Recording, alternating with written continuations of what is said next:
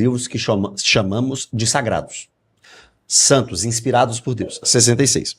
O católico vai dizer que tem 7 livros a mais. Para eles, são 73 livros. Protestante, 66. Os católicos, 73. Os judeus, 22. Que é só o Antigo Testamento. Só o Antigo Testamento. Só que no nosso Antigo Testamento tem 39 livros. O judeu tem 22 livros. Só que nós temos, protestante, o mesmo conteúdo que os judeus. Não o mesmo número de livros. Ele deu um exemplo de 2 Reis, não foi? Isso. Para nós, primeiro livro dos reis é um livro, segundo livro dos reis é outro livro. Para o judeu é um livro só. Para nós, primeiro Samuel é um livro, segundo Samuel é outro livro. Para o judeu é um livro só. Então vai diminuindo o número de livros, mas a quantidade de material, de produto, é o mesmo. Já a Igreja Católica não. A Igreja Católica tem 7 livros a mais, que foram considerados Bíblia Sagrada somente no movimento de pós-reforma protestante, no Concílio de Trento, século XVI e XVII. E não foi oficializado pelos judeus, porque a diferença de 7 livros está no Antigo Testamento. Antigo Testamento é um conteúdo judeu. Quem decide o que é sagrado ou não do Antigo Testamento é o judeu. E existia um concílio, primeiro e segundo século, chamado Concílio de Jamnia. Jamnia é uma cidade, onde judeus se reuniram para decidirem quais livros são sagrados ou não. Os judeus decidiram por 22 livros.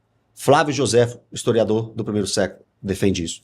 Jerônimo defende isso, que é o autor da Vulgata Latina. Atanásio, que é o pai da ortodoxia católica, também crê que os judeus estavam certos em 22 livros. E nós seguimos o cânon judaico do Antigo Testamento. O Novo Testamento também foi firmado em 2 concílios, concílio de Hipona e concílio de Cartago, no 4º século. Esses 2 concílios firmaram 27 livros como sagrados no Novo Testamento. E aí católico e protestante concordam. Quais são os critérios do Novo Testamento, por exemplo? Livros escritos por apóstolos, livros escritos por alguém próximo aos apóstolos, livros que não entram em contradição com o restante das escrituras e textos, cartas, que eram reconhecidas nas igrejas dos primeiros séculos. Esses concílios não decidiram simplesmente a ferro e fogo qual texto era canônico ou não.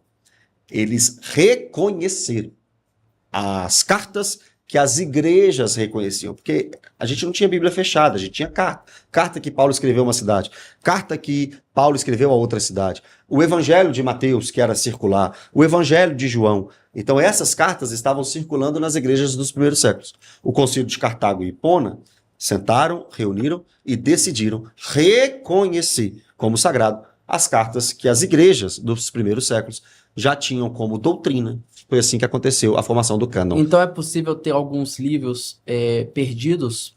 Eu creio que... Não, eu tenho certeza que vários escritos dos primeiros séculos não estão no cânon. Tenho certeza. Eu tenho certeza, por exemplo, na nossa Bíblia nós temos 2 cartas de Paulo aos Coríntios. 2 cartas. Só que eu sei que Paulo escreveu uma carta antes da primeira que temos. Ele disse na primeira carta dele aos Coríntios: já vos escrevi em carta. Cadê essa carta? Nós não temos.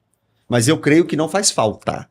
Porque eu creio na soberania de Deus, que decidiu, que uniu esses homens, que juntou esses homens para autorizarem qual Bíblia qual texto é sagrado ou não. Então, vários escritos ficaram de fora. Vários. Mas eu não creio que eles eram inspirados. Esses apócrifos que você citou são os 7 livros a mais da Igreja Católica: Tobias, Judite, 1º e 2º Macabeus, Eclesiásticos, Sabedoria e Baruque. Esses 7 livros são livros a mais que a Igreja Católica tem, que os judeus não têm e que os protestantes não têm.